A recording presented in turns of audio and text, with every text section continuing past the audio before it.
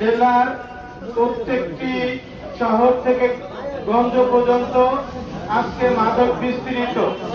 শুধু মাদক একটি এলাকায় নয়, সকল এলাকায় মাদকের ভয়াবহ আকার ধারণ করছে।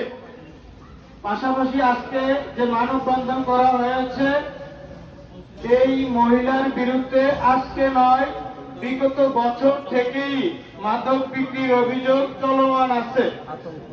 এই মহিলা একাধিকবার এবং তার ছেলে সন্তান একাধিকবার গ্রেফতার হয়েছে। গ্রেফতার হয়ে জামিনে এসে আবারও পুনরায় একই ব্যবসায় জড়িয়ে পড়ে। একটি মহিলার জন্য একটি এলাকা আজকে মাদকগ্রস্ত এলাকা হিসেবে পরিচিত হচ্ছে। এই অবস্থায় এই মহিলার বিরুদ্ধে আইনগত ব্যবস্থা গ্রহণ করা জরুরি হয়ে দাঁড়িয়েছে। শুধু এমন আইন ভাবে গ্রেফতার করে আইনি ব্যবস্থা নিতে হবে, যাতে এই মহিলা দ্বিতীয়বার আর এই মাদক ব্যবসায় জড়িয়ে পড়ার চিন্তা না করে। আমি অত্র ইউনিয়নের পক্ষ থেকে, সকলের পক্ষ থেকে সাংবাদিক এবং পুলিশ প্রশাসনের কাছে অনুরোধ করব, এই তদন্ত সাপেক্ষে এই মহিলাকে কিভাবে আইনের আওতায় এনে আলীনগর ইউনিয়নকে মাদক মুক্ত করা যায় এবং এই মহিলা শুধু মাদক বিক্রি নয়, বিভিন্ন জনকে মিথ্যা মামলা দিয়ে অপবাদ দিয়ে হয়রানি করার মধ্যে থাকে। আমরা একটি মহিলার কাছে একটি এলাকার মানুষ জিম্মি হয়ে থাকবে, এটা কখনো হতে পারে না। আপনারা অনুমান করতে পারেন যে এই বৃষ্টির মধ্যে এলাকার অন্যান্য মহিলা এবং এলাকাবাসী এসে দাঁড়িয়েছে, কতটুকু যন্ত্রণা এই মহিলা এলাকাবাসীকে দেয়। এবং এই মহিলা আপনার এর মধ্যে দেখলাম যে সংবাদ সম্মেলন করেছে। এই মহিলা এত পরিমাণ জাদু যে আমাদের সকলকে মাথা বিক্রি করে চলার জন্য সে দাবিত হচ্ছে।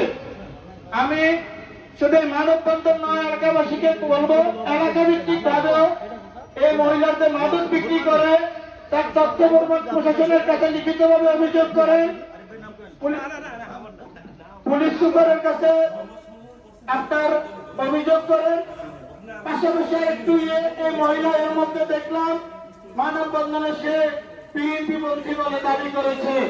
প্রিয় উপস্থিতি, কোন মাদক ব্যবসায়ী কোন দলের রাজনীতির নেতা কর্মী হতে পারে না। আর বিএনপিতে কোন মাদকের কোন স্থান নাই।